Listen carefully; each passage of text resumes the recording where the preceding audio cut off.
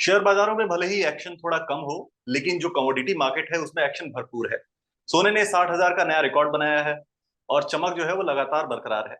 ऐसे में क्या ये चमक आगे भी जारी रहेगी, सोने में तेजी बढ़ी रहेगी, या फिर सोना धीरे धीरे करके नीचे आएगा और कंज्यूमर्स की पहुंच में आएगा? ये सारी चीजें समझेंगे। तेजी की क्या वजह है वो भी समझेंगे, आउटलुक क्या है वो भी समझेंगे। हमारे साथ हैं इस वक्त कामा ज्वेलरी के एमडी मिस्टर कॉलिन शाह, और वो पास्ट प्रेसिडेंट भी रह चुके हैं James and jewellery export promotion council के। सर, बहुत स्वागत है आपका बीक्यू प्राइम हिंदी पर। Sir, thank you.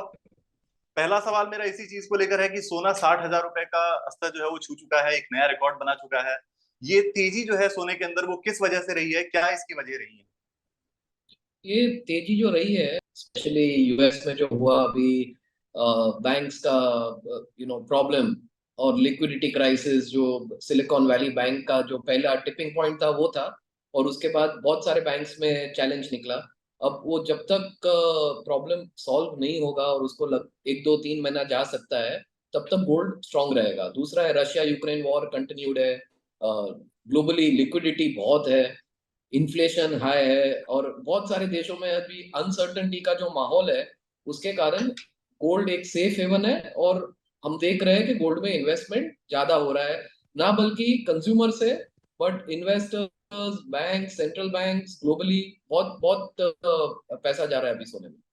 सो जो तेजी है सर, उसका क्या कंज्यूमर डिमांड पे कोई असर पड़ा है? क्योंकि इतनी ज्यादा कीमतें बढ़ गई हैं, तो ऐसे में कंज्यूमर डिमांड थोड़ी कम हुई है या वो वैसे ही बरकरार है? सी, कंज्यूमर की दो डिमांड है, एक है इन्वेस्टमेंट डिमांड और दूसरा है ज्वेलरी कंजम्पशन के लिए डिमांड। तो जो इन्वेस्टमेंट डिमांड है वो स्ट्रांग है, बट जो ज्वेलरी कंजम्पशन के लिए डिमांड है वो थोड़ी सॉफ्ट हो गई है ये हाई रेट के कारण। हमारा जो कंज्यूमर है इंडिया में, चाइना में, के यूएस में और गल्फ के भी नेशंस में, तो वो सोने का रेट जो ज्वेलरी जब खरीदना है शादी के लिए, कोई भी बड़ी परचेस करनी है, तो वो हमेशा राह देखता है कि थोड़ा सॉफ्ट हो जाए रेट तब वो खरीदे। तो ये जो लास्ट एक वीक से एकदम स्पाइक आ गया रेट में, उसके कारण थोड़ी खरीदारी अभी रिटेल में स्लो है। जी। तो जैसा आपने बताया कि दो तरह की डिमांड्स होती है, कंज्यूमर और एक जो है वो इन्वेस्टमेंट की। तो जो इन्वेस्टमेंट डिमांड है, मतलब ये काफी वक्त से हम लोग सुनते आए हैं कि सोना जो है वो सेफ हेवन है। जब भी मार्केट में जो है वोलेटिलिटी आती है तो लोग जो है सोने की तरफ भागते हैं। तो इसकी जो सबसे स्ट्रांग वजह है वो क्या होती है कि सोने को लोग सबसे ज्यादा सेफ हेवन मानते हैं और उसकी तरफ जाते हैं जब भी स्टॉक मार्केट जो है वोलेटाइल होता है?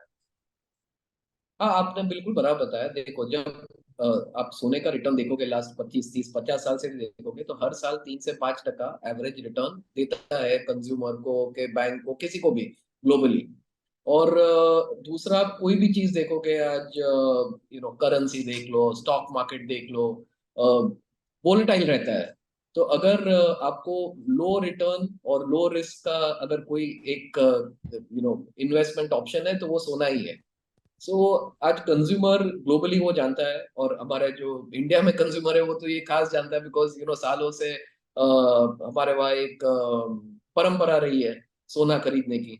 सो और वो सेफ हेवन है। और आज स्टेट बैंक ऑफ इंडिया की जितनी ब्रांचेस नहीं है, बट सोना इंडिया के गांव गांव में अवेलेबल है।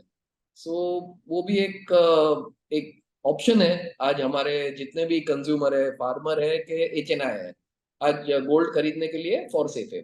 सर, जैसा आपने बताया कि हमारे यहाँ तो ट्रेडिशन है कि गोल्ड की जो है वो डिमांड रहती है हमेशा, लोग इन्वेस्टमेंट के तौर पर उसको खरीदते रहते हैं और सेफ मानते हैं। तो लोग जो इस वक्त वेट कर रहे हैं वो इस चीज का वेट कर रहे हैं कि क्या अगले 3 4 महीने में सोने की कीमतें जो अब 60,000 के आसपास पहुंच गई हैं वो नीचे आएंगी, तब वो खरीदारी करें। तो आपका आउटलुक क्या कहता है कि अगले 3 4 महीने में कीमतें नीचे आएंगी या यहाँ से और ज्यादा बढ़ेंगी? नहीं, ये फेड का जो अनाउंसमेंट है वो बहुत मायने रखता है कि क्या आता है आज और कल में।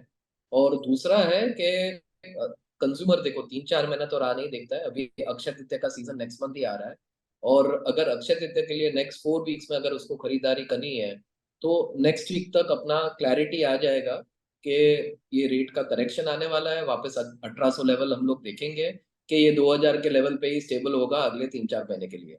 सो ये सीजन हम ऐसा सोच रहे हैं कि ये 1900 2000 के लेवल में ही स्टेबल रहना चाहिए अगले 3 4 महीना। बिकॉज ऐसा लग नहीं रहा है कि इतनी फास्ट जो यूबीएस क्रेडिट का हुआ, यूएस में जो बैंकिंग का क्राइसिस हुआ है, वो हम ऐसे उम्मीद नहीं करते इंडस्ट्री के अगले 1 महीने में शायद सॉल्व हो जाएगा। ये थोड़ा लंबा चलेगा। जी। बिल्कुल सही आपने जैसा बताया कि फेड के एक्शन पर डिपेंड करेगा कि सोने की कीमतें अब यहाँ से कहाँ जाएंगी।